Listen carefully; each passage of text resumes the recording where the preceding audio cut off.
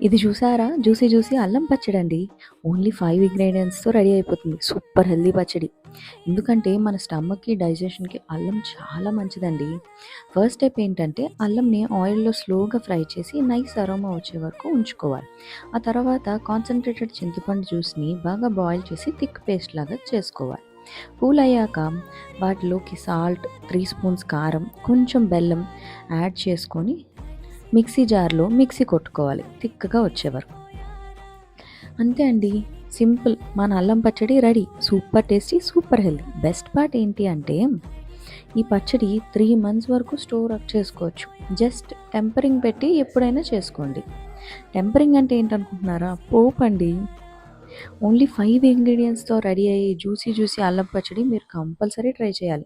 Try చేసి comment సెక్షన్‌లో ఎలాగుందో చెప్పండి. Like and subscribe to our Chandu వారి రుచులు.